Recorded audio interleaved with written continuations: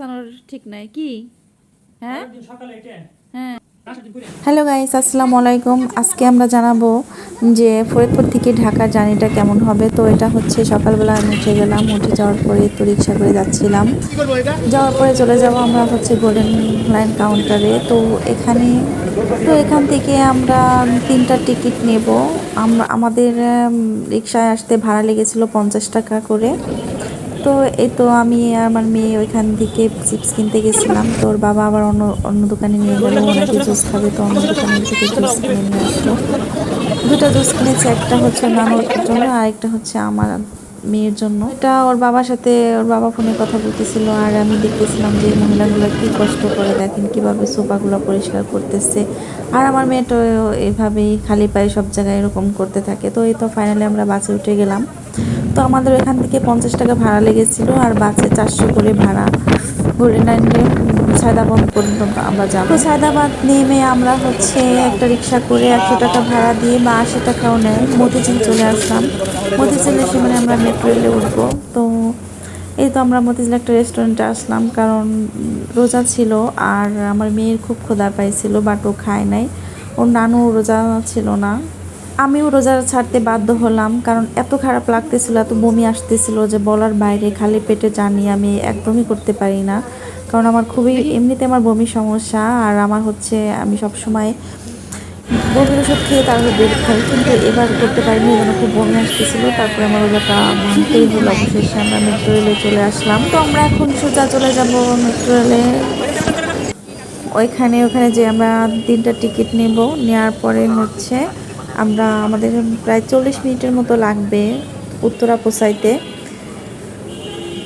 তো আমাদের কিন্তু বেশি একটা খরচ হয় নাই, এভাবে কিন্তু আমরা খুব জলদি চলে আসছি। বাট অন্য রাস্তায় যদি আমরা বাসে করে যাইতাম, ভাড়া যদি আরেকটু কম লাগতো, বাট অনেক সময় অপচয় হইতো, অনেক সময় লাগতো। বাট মেট্রো রেল অনেক উপকারের একটা মানে বানাইছে বাংলাদেশ সরকার। যাই হোক, আমাদের জন্য অনেক উপকার হয়েছে। তো এই তো আমরা এখন জলদি তাড়াতাড়ি টিকিট কাটবো, ওই জন্য তাড়াতাড়ি চলে যাচ্ছি। তো আমার মেয়েটাও দৌড়াইতেছে ওর বাবার সাথে। তো আগের মতো মেট্রো স্টেশনে এত ভিড় নাই, কেন জানি না। আগে তো অনেক লাইনে দাঁড়াতে হতো, অনেক সিরিয়াল থাকতো। এখানে টিকিট কাটার এখানে অনেক ভিড় থাকতো, লাইনে দাঁড়াতে হতো।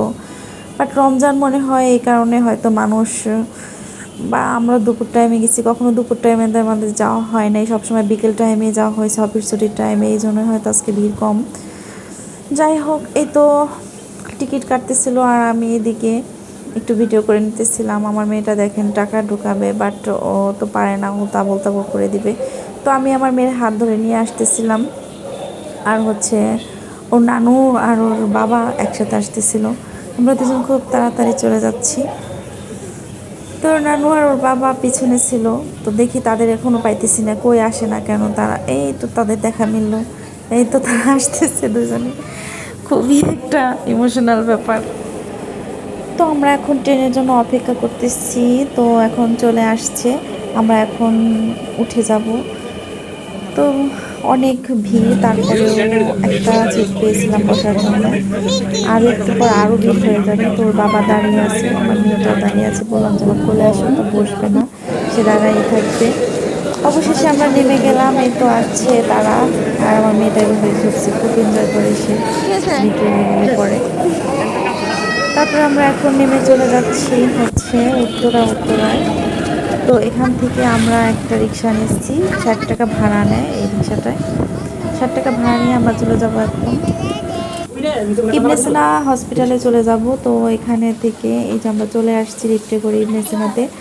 তো আসার পরে সমস্ত ডাক্তার দেখানোর পরে অনেকগুলো টেস্ট দিছে, এক্স রে ছিল। তো এক্স রে করানোর সময় সন্ধ্যার আজানটা দিয়ে দেয়। তো আমাদের এখান থেকে জানি না কে ইফতারটা দিয়েছে, প্রত্যেকটা মানুষ প্রতি একটা করে ইফতারের প্যাকেট দিয়েছে, বাট আমারটা দেয় নাই, কেন জানি না, কারণ আমি তো রোজা না, এটা হয়তো আল্লাহর তরফ থেকে, এজন্যই আমি পাইনি। তো এই তো আমাদের ইফতার করা হইতেছিল সন্ধ্যার টাইমে।